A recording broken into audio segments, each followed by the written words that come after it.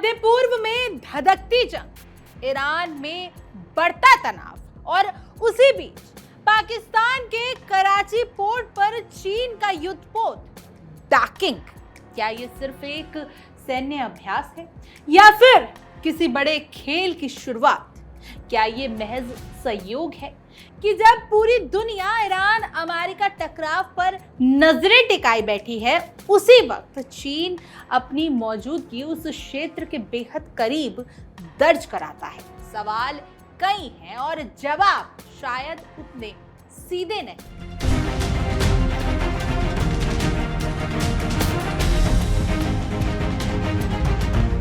क्या कराची का यह दृश्य आने वाले किसी बड़े भू राजनीतिक तूफान का संकेत है? क्या चीन पर्दे के पीछे कोई नई चाल चल रहा है और पाकिस्तान सिर्फ एक मोहरा बनता जा रहा है? जब ईरान के हालात लगातार बिगड़ रहे तब इस तरह की सैन्य हलचल क्या सिर्फ अभ्यास हो सकती है या फिर कहानी कुछ और ही है जो अभी सामने आना बाकी है?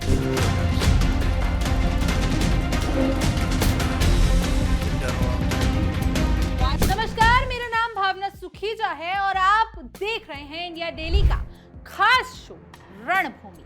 नमस्कार दोस्तों, मैं हूं आपके साथ में कश्मीर।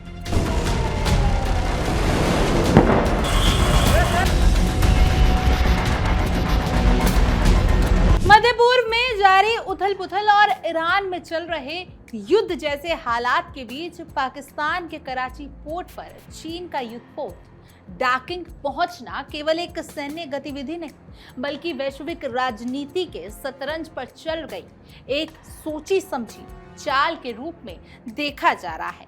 जिस वक्त दुनिया की बड़ी ताकतें ईरान अमेरिका टकराव पर नजर गड़ाए बैठी है, उसी समय चीन की ये सक्रियता इस पूरे क्षेत्र में नए समीकरण गढ़ने का संकेत देती है।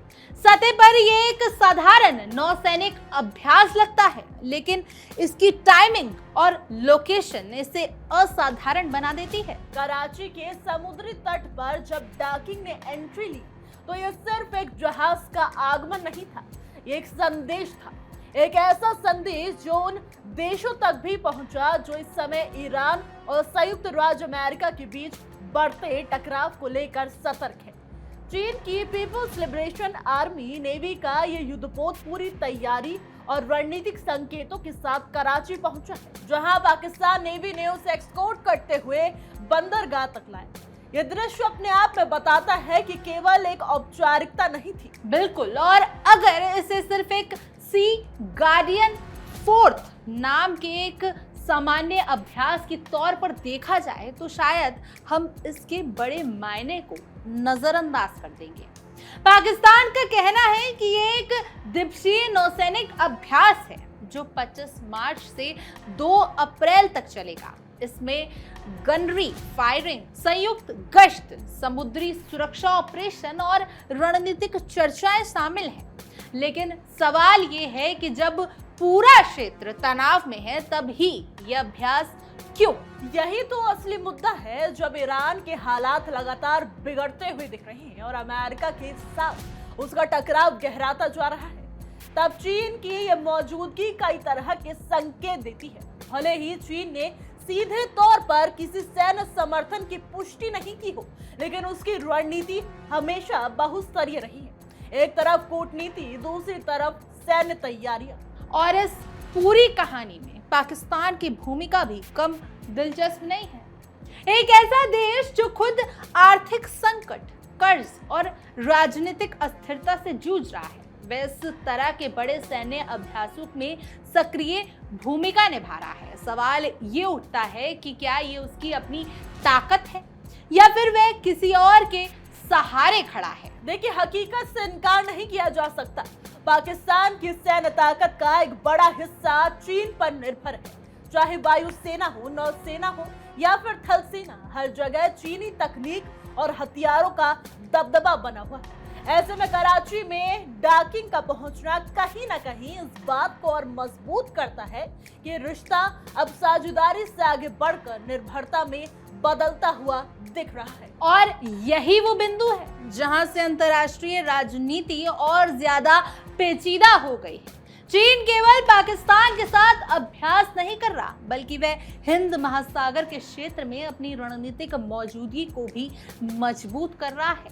स्टिंग ऑफ पर्ल्स जैसी रणनीतियों के तहत वह एक एक कर अपने प्रभाव क्षेत्र को बढ़ा रहा है और पाकिस्तान इसमें उसकी सबसे अहम कड़ी बन चुका है। अगर हम व्यापक नजरिए से देखें तो ये पूरी घटना केवल एक अभ्यास नहीं बल्कि एक शक्ति प्रदर्शन है।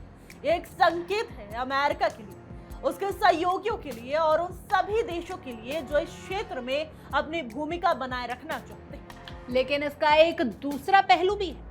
पाकिस्तान के लिए ये स्थिति एक दो-धारी तलवार जैसी है। एक तरफ उसे चीन का समर्थन मिल रहा है, जो उसकी कमजोर होती अर्थव्यवस्था और सैन्य ढांचे को सहारा देता है। वहीं दूसरी तरफ यही समर्थन उसे एक अशक्त राष्ट्र की छवि में भी ढाल देता। और यही कारण है कि आलोचक अक्सर कहते हैं कि पाकिस्तान अब एक स्वतंत्र नीति बनाने में सक्षम नहीं रहा। उसकी विदेश नीति, उसकी सैन्य रणनीति, सब कुछ कहीं न कहीं बाहरी प्रभावों से संचालित होती हुई नजर आ रही है। अंत में सवाल यही रह जाता है कि क्या कराची में डैकिंग का आगमन केवल एक रूटीन सैन्य अभ्यास है या फिर ये आने वाले समय में किसी बड़े भू राजनीतिक बदलाव का संकेत? फिलहाल इसका सीधा जवाब देना बहुत मुश्किल है, लेकिन इतना जरूर कहा जा सकता है कि एक घटना आने वाले दिनों में इस पूरे क्षेत्र की दिशा और दशा को प्रभावित कर सकती है।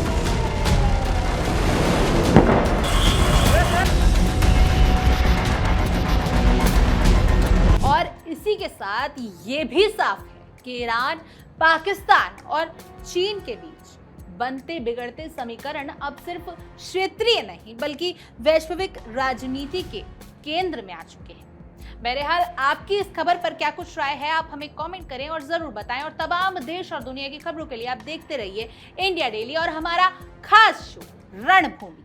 देखिए इंडिया डेली 24/7 अब आपके स्मार्ट टीवी पर। इंडिया डेली मौजूद है सभी डिजिटल प्लेटफॉर्म पर लाइव और लगातार। इंडिया डेली 24/7 हर दिन राष्ट्र को समर्पित।